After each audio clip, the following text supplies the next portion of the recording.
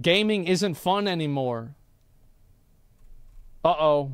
If you were to look at the video game industry of today, you might think gaming is in a golden age. Video games have never been more popular. Professional gaming is a growing and respected sport, and game publishers see record profits year after year. This surface-level success, however, conceals many of the core issues plaguing modern games. I'm gonna keep it real.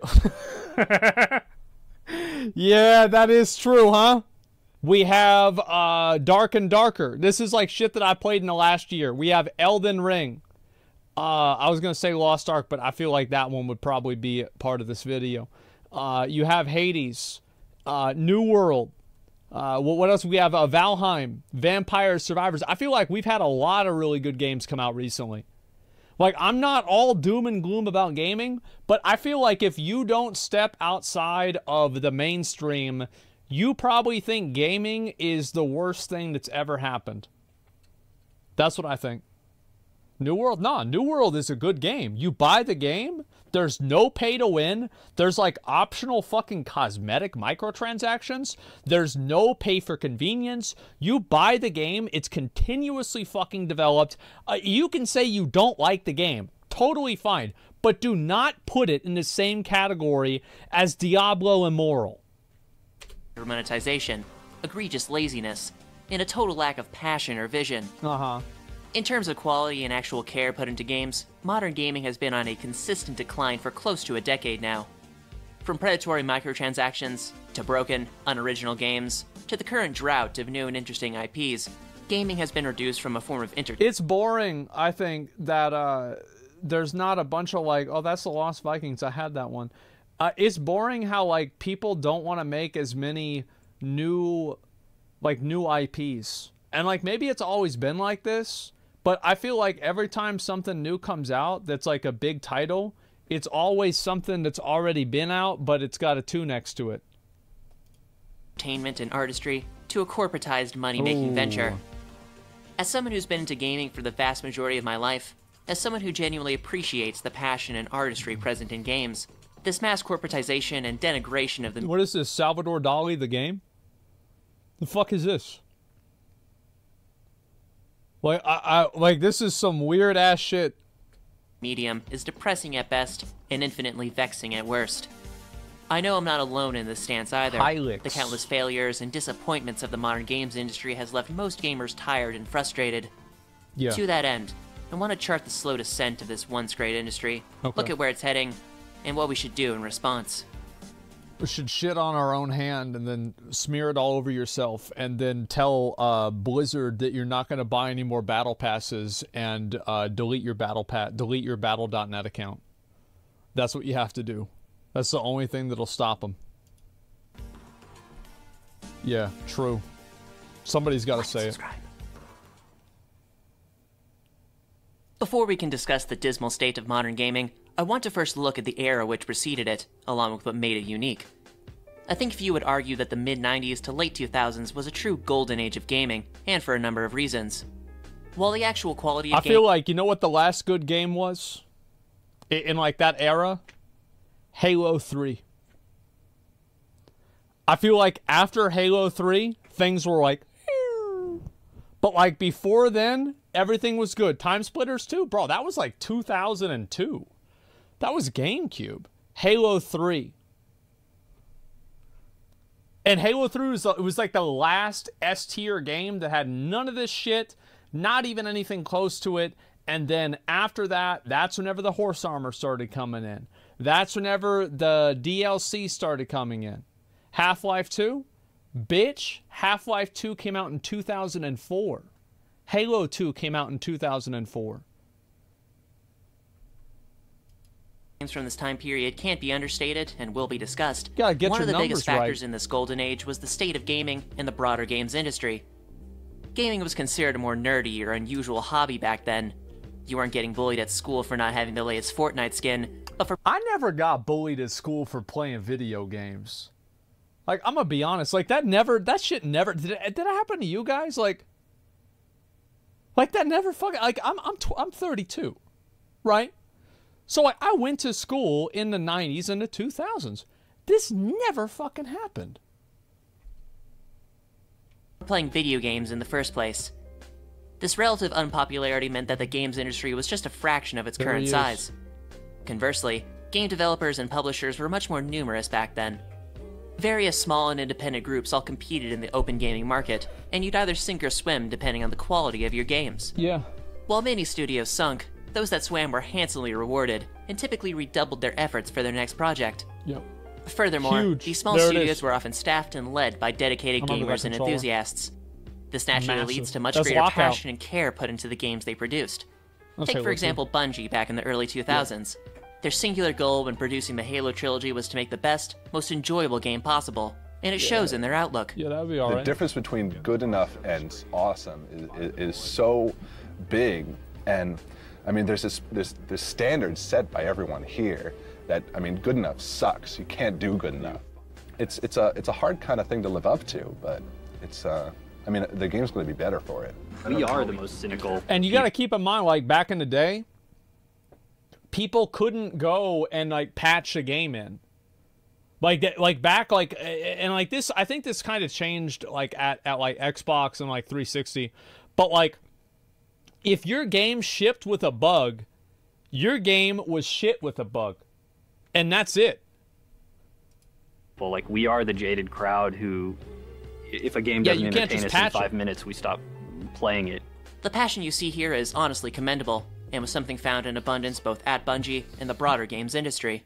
The worst thing about this, I think, is that there's a lot of guys that probably still work at Bungie and other studios like that feel exactly the way that these guys do.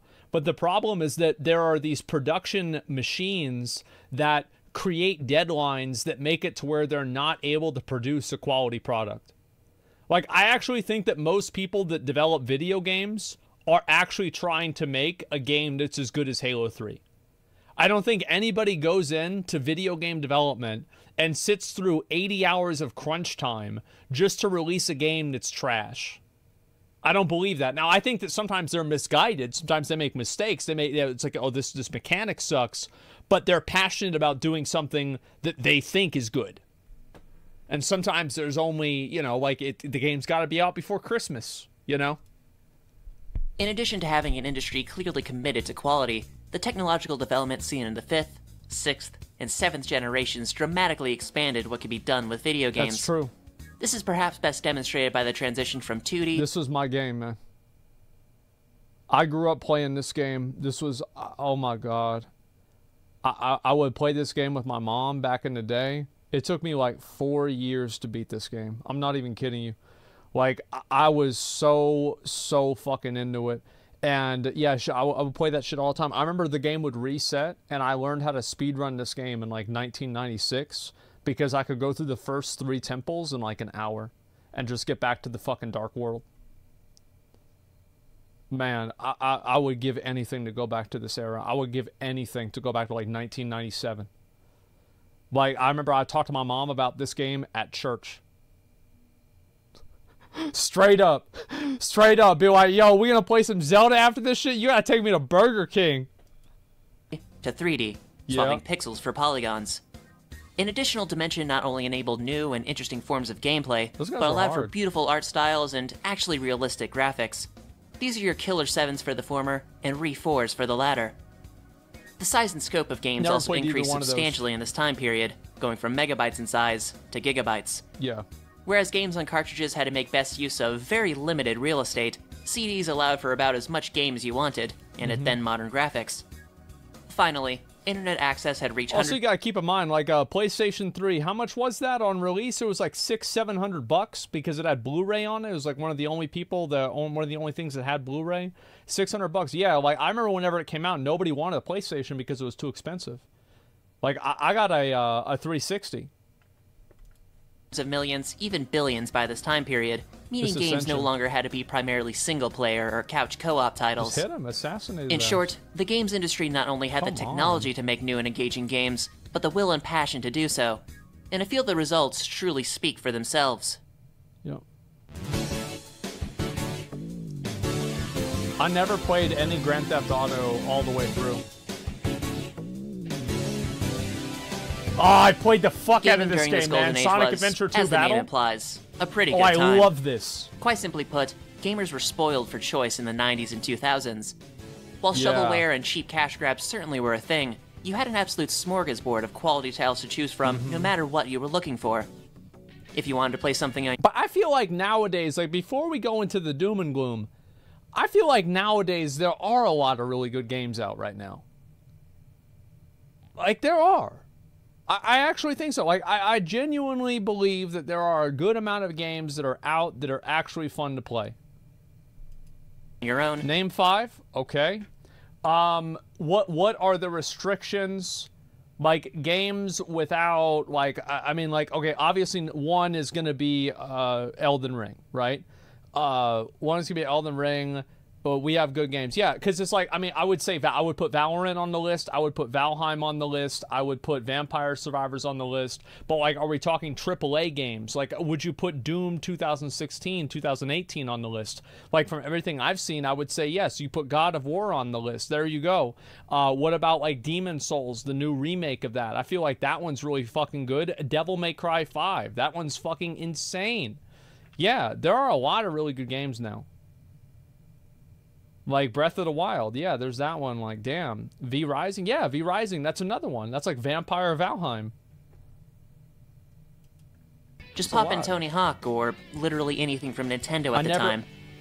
I want to go back and play every Zelda game that I missed out on. I stopped.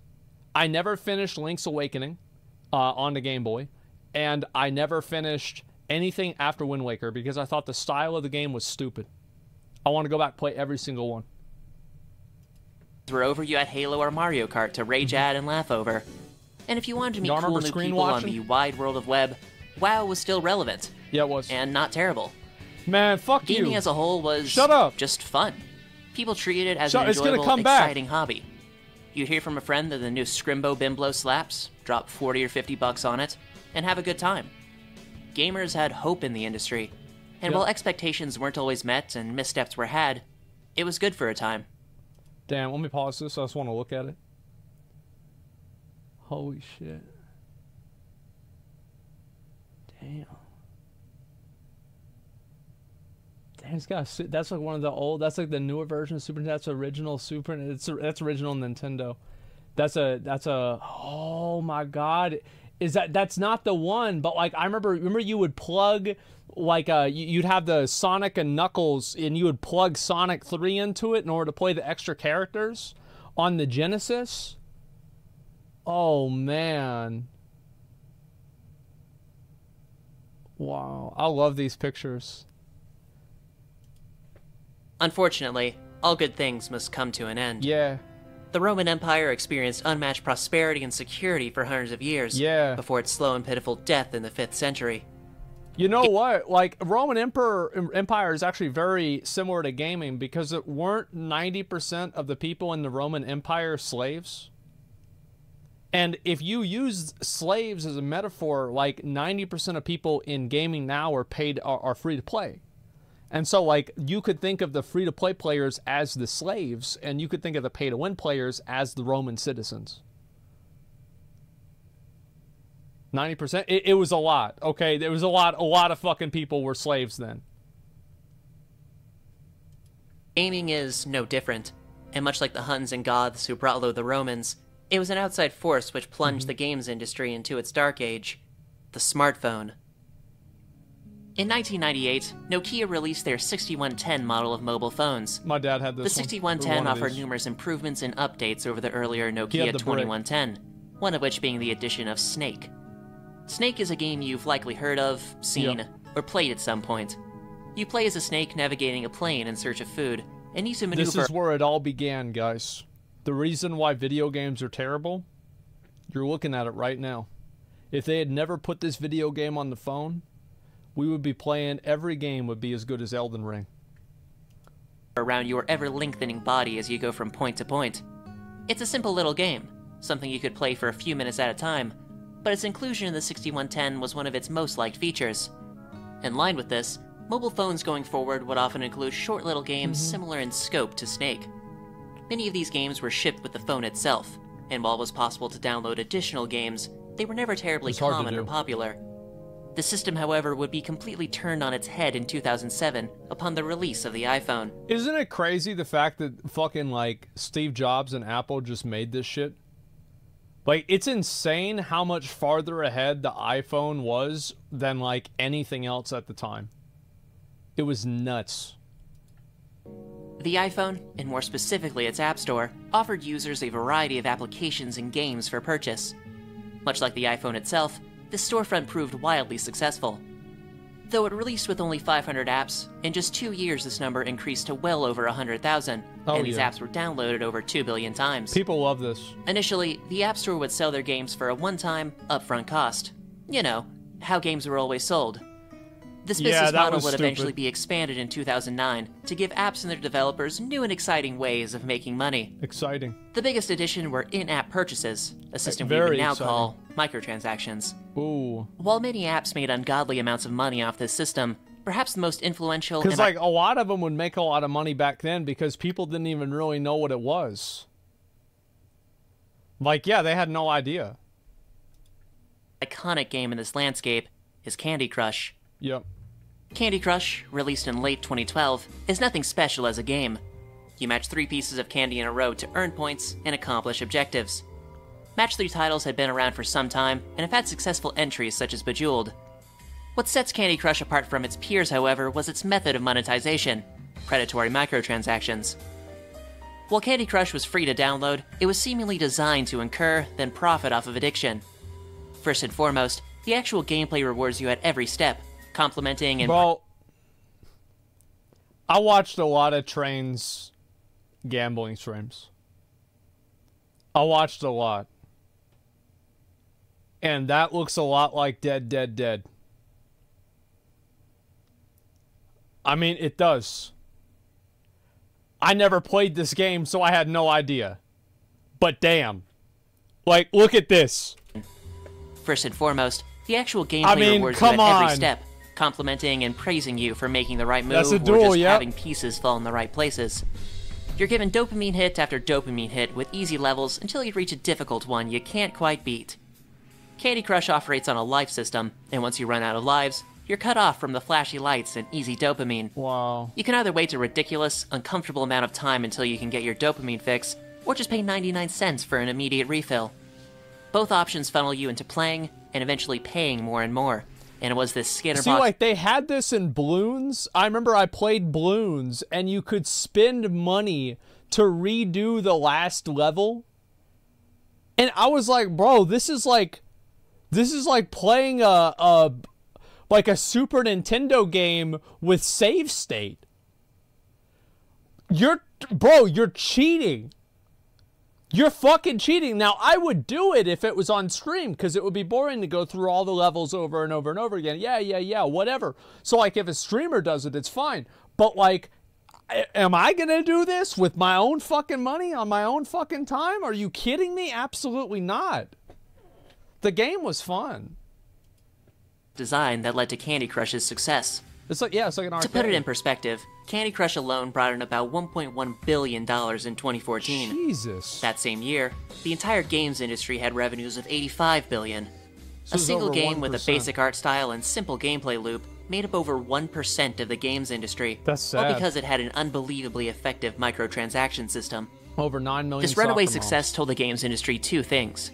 First of all, video games were big money, a business venture that could be insanely profitable. This is not... Wait, hold up. Wait. So Clash of Clans makes $1 million a day, even back then? Like, God, bro, I need to start making one of these mobile games. This is, we need to get into this. We need to break into the market. This is not to say the games industry wasn't already massive. This was like 2014. It was raking in tens of billions at the time, there. But it put into perspective just how much money you can make off of games. Second, a game doesn't have to be good in the traditional sense to be profitable. Making a game that is legitimately fair and enjoyable doesn't have to be a prerequisite for success. No. It just has to have the right mechanisms to fleece people of their money and have them come back for more. It was around this time period of the early to mid-2010s that you began to see the exportation of this philosophy from the mobile market to gaming as a whole. Yep.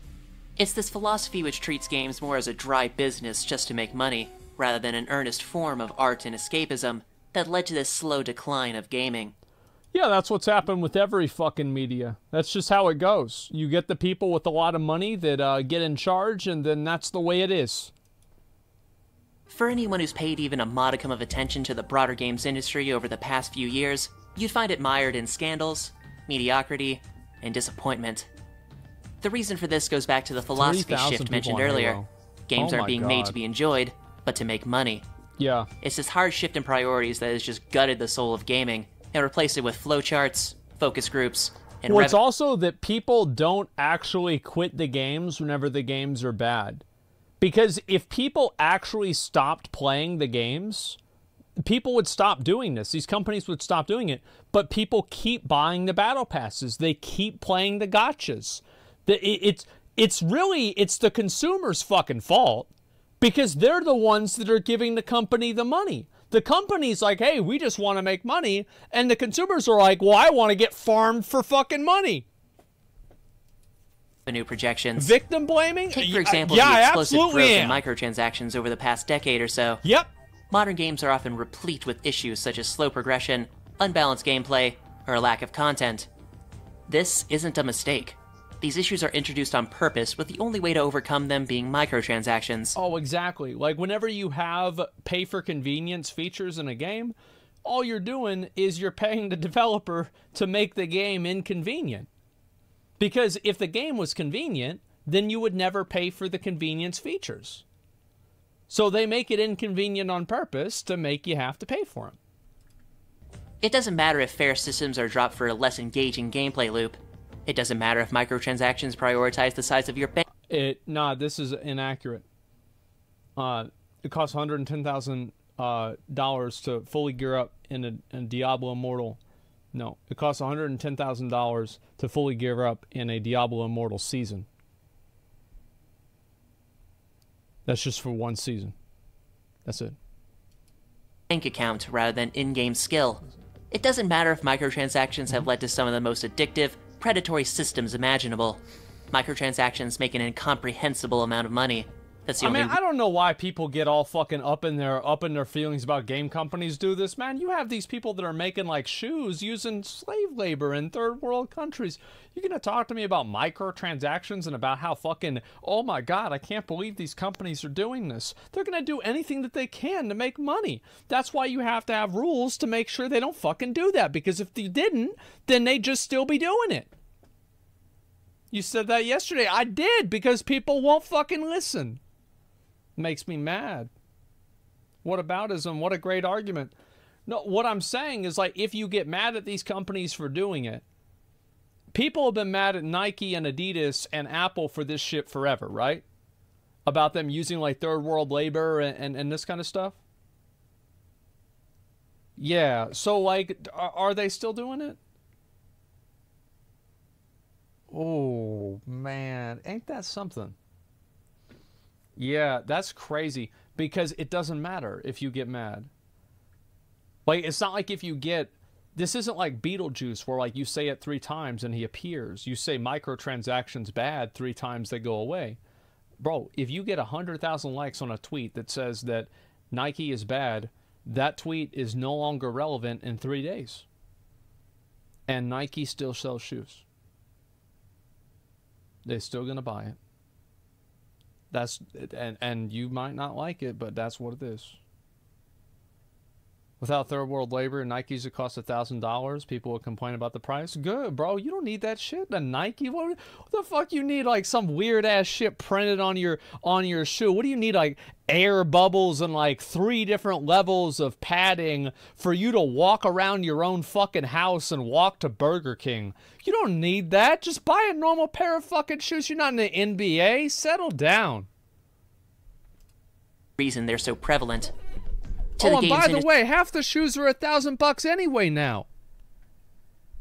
It's more important that their septuagenarian shareholders see a 15% APY than actually give their customer base a semi-decent product.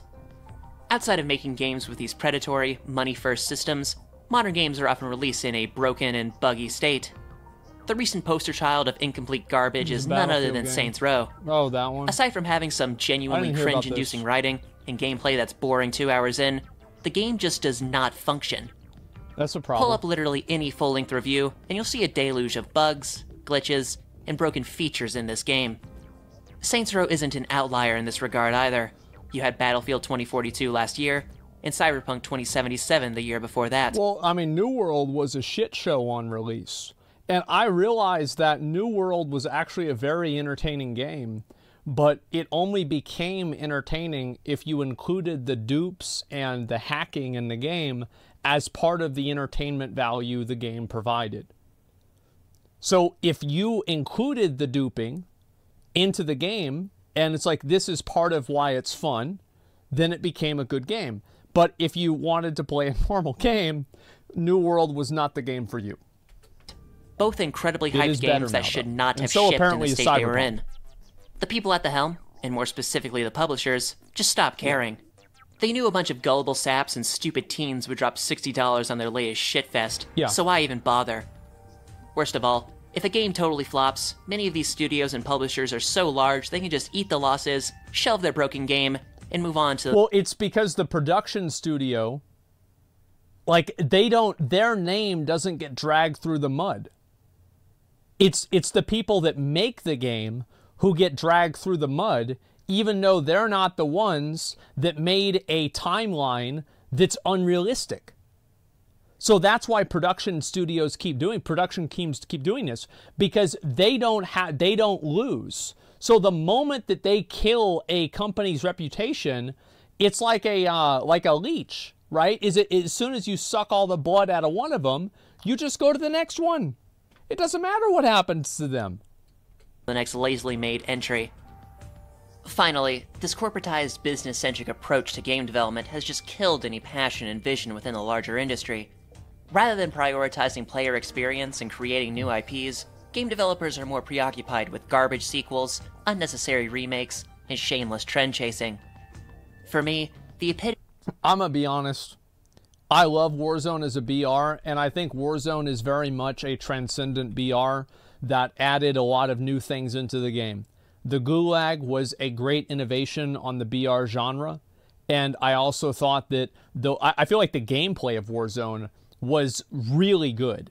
Like, it was as good as Fortnite, and it was realistic. So, like, for people that didn't like the way that Fortnite was, that didn't like Apex Legends, like, you know, Futurism either, like, Warzone was your fucking game. And on top of that, they had the buyouts and, like, the spending money, like, you can buy different things. I really thought Warzone was a great fucking game. I don't like this idea, like, people make it like, oh, it's so popular to hate on BRs. Bro, I love BRs. They're fun. Fuck that. The epitome of this visionless, trend-chasing game development has been the new Halo trilogy. I use the term trilogy loosely here, as the stories in each game have little to do with each other, and are all pretty mediocre in their own right. Outside of this lackluster writing, every new Halo aped mechanics from other popular games, presumably because money. 4 has score streaks and loadouts, 5 has pay-to-win loot boxes, and Infinite has a live service season pass that's so barren and devoid of content, it's genuinely shocking. Yeah, it's crazy how, like, the thing is, battle passes, I feel like these companies, they just phone it in with some of these battle passes. There's nothing even that good out of some of them. One of the most groundbreaking, influential, and just plain fun series ever created was utterly castrated by out-of-touch, money-first suits. Yep. Most tragically of all, this fate has fallen countless other IPs and series, all reduced to shells of their former selves by visionless hacks and unoriginal frauds. I think that so much of it is that, like, for example, a lot of companies, they get stuck having to make the same game because this is what the executive leadership want them to do. And that's kind of what happened with Bungie and Halo, is that Halo 3, what was the slogan for Halo 3? Finish the fight. That's the end of the fucking game. And that's the end of the... That's it. Like, you have Halo 1, 2, 3, the shit's over.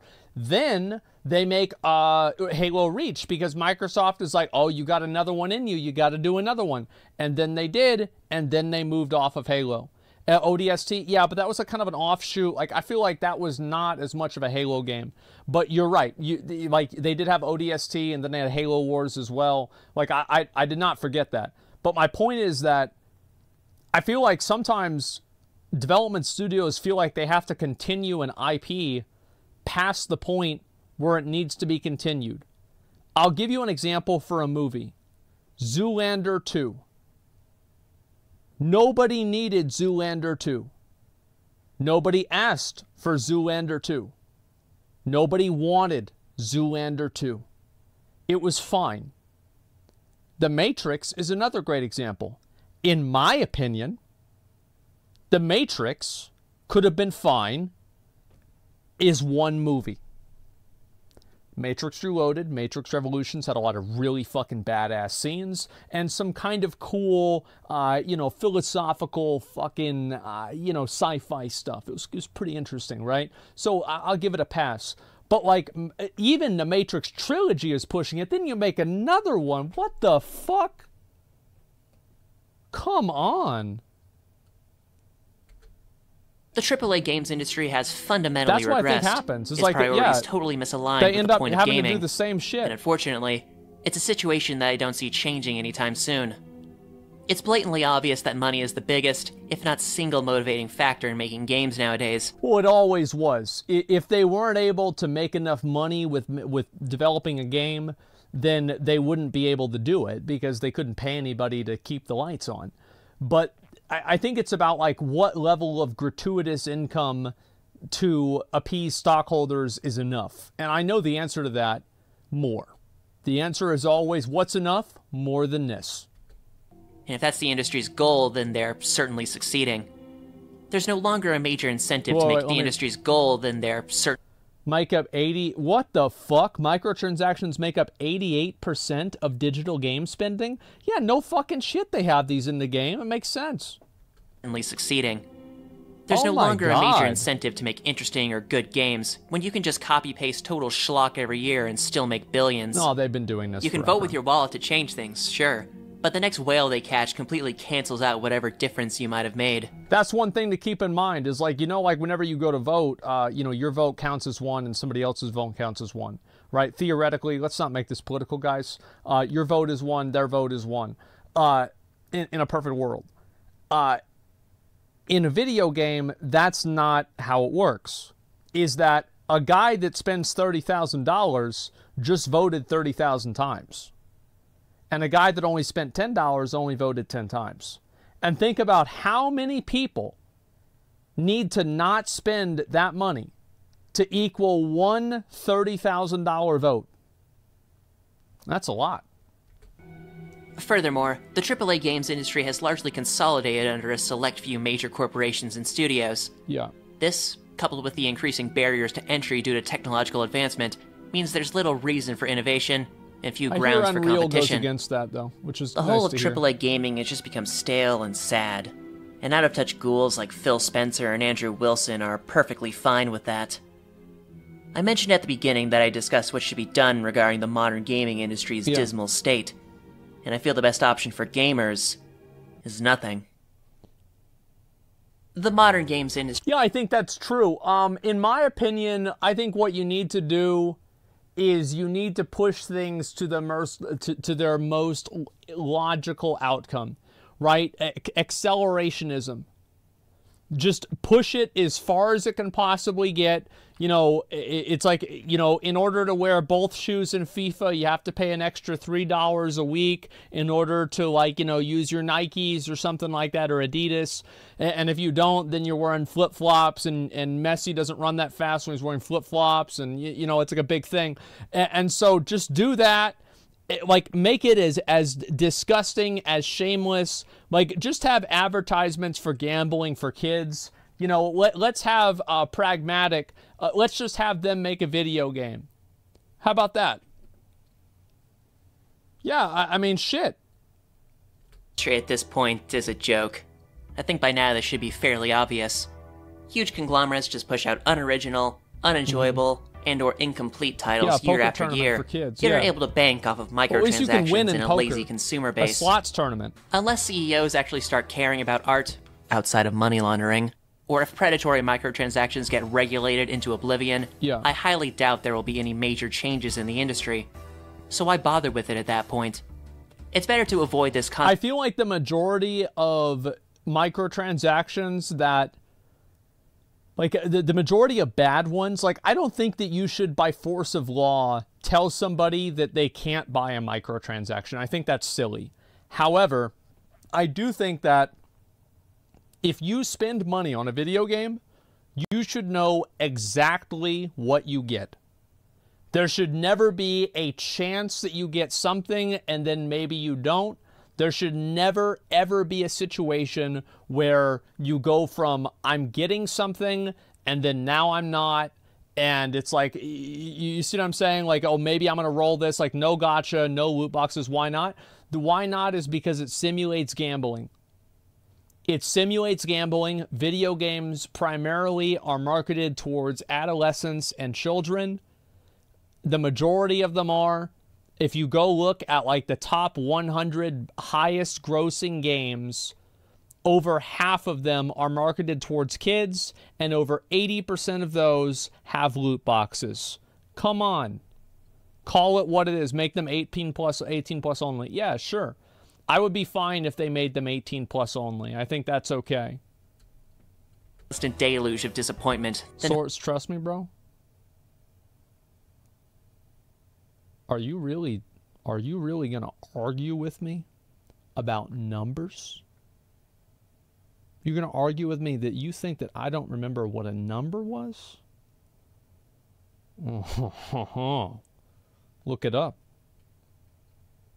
I hope COD 37 will be marginally better than its predecessors.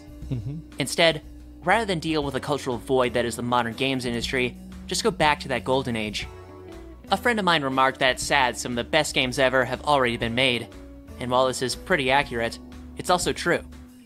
There are countless excellent titles from back in the day that many of us haven't gotten around to or didn't hear of when they were released. They're games often made with passion, and because you couldn't just patch in fixes back in the day, they're actually complete. Furthermore, strong communities for retro titles are still going strong to this day, be it for speedrunning or just for enthusiasts of a particular series. Alternatively, while AAA publishers and studios have seemingly abandoned passion for green slips of paper. To be fair, we are going to be fair to Mr. Robert here. This was he told this as a joke. He told this as a joke at some investor meeting. He wasn't really being serious about this. Right? Like, I mean, the thing is, you can find listen to what I'm going to say. You can find 50 things to be mad at Bobby about. 50 things to be mad at this dude about. Why do you have to invent 51? Stick to the reality. Stick to the facts. Paper, you're much more likely to find well-crafted, lovingly made games from indie studios. Yeah, true. From early classics such as Super Meat Boy and Binding of Isaac, to recent titles like Hades or Ultra Kill, this is such a good indie games have consistently churned out innovative and engaging games actually worth your time. While there are weird and bad entries in the indie scene, at the very least it's a space that cares about the art of gaming along with their community. Finally, if you absolutely have to play the latest Gears of Halo Theft Auto 5 or Gorbino's Quest, get it at a discount. Or, at a discount. All in all, even if the modern games industry is in its dark age, it doesn't mean gaming has to be. There are more than enough excellent games. No, I think there's a lot of... yeah, I don't know if I get that one, but I'm not complaining. So here's the thing, right? I think that, yes, obviously gaming, like AAA mainstream gaming is not in a good state right now. Absolutely not. However, there are a lot of games out there that are still really good. There's a lot of people that still put in work. There's a lot of people that still make great content. And it's like you could say the same thing about art, you know? Like all the best paintings have already been painted. But there's people that become artists every day. I feel like you should not try to, like, not every game has to be as amazing and as incredible as Super Mario Brothers. Like, y'all remember, like, Super Mario 3 came out. Like, this was like maybe like 2 or 3 years before my time. But like, I remember hearing about this. Oh my God. That game changed. That game was like Halo 2. You know, that shit came out, it changed everything. It was so good, yeah. I was there 3,000 years ago. It was nuts. And so, like, it just, you don't have to be Super Mario Brothers 3. new and old to play and enjoy. Games that are free of the hollow influence of this once great industry. Thank you so much for watching this video. While I haven't covered gaming content much on this channel, outside of a video on last year's Activision fiasco, it is a topic I am interested in and fairly passionate about. The general state of gaming at present, along with my discontent for it, was something I wanted to discuss, as it's been a perennial issue for years now. I hope you found my perspective on this matter interesting, or at the very least informative. Maybe leave me a little comment with your thoughts on this. With that out of the way, shake hands with the like, hug the subscribe button, and that bell. Until next time, take care. Alright, what's that? Oh my, Siggy Snake. Oh, that makes sense, because it's like, yeah. That's clever. I never thought of it like that. It definitely, like, let's be real. Like, this video was some fucking doomer shit. Like, this is something, like, you record the script of this video in a room with all the lights off. Like, you don't have any lights on whenever you record this video. Like, that's a fact. And obviously, people are fucking pissed off about this game. About gaming in general, about these games. Like, they are. But I mean, I could see why. I really can, because it's like gaming used to be so much different than it is now. I think it used to be so much better in a lot of ways. But in some other ways, it wasn't as good as people remember. There were a lot of games that you would buy, and they would be bad games. Straight up. Like, they would just suck dick. And this happened on Super Nintendo. It happened on Nintendo 64. It happened in GameCube. A lot of games suck big fat dicks, and you have a survivorship bias that exists where you see a lot of these games and you remember Chrono Trigger, but you don't remember like some bullshit like fishing game that they made back then that nobody liked. So PS2's library was largely dog shit. You're right, but PS2's library spanned 10 years, and so whenever you think about it, there were a number of good games. I appreciate more people talking about this, but I do unfortunately agree with him that there's nothing that we can really do as gamers. Like, we can't, we can't fucking rise up. We can't, maybe we make enough tweets at Bobby, he'll stop making microtransactions. Just vote with your wallet, hope it's regulated. The thing is, like, that's what I was saying about vote with your wallet. Like, you voting with your wallet doesn't mean anything whenever somebody else votes 30,000 times with their wallet instead. Nobody's listening. Nobody gives a fuck about you because they don't need to have a bunch of other people. That's just how it goes. People still going to buy it. Yeah, and it's sad, but there it is. I'll read some comments on this, all right? Only has free battle pass and it's gone items in store. Well, I mean, like, wish more devs did this. Yeah, but why would a developer think about it like this, right? Why would a developer make a game that doesn't have gacha in it? Why would they do that? Like, it's their job. It's their career. What if they never make a good game again? What if another game never pops off? What if they, like, that's it.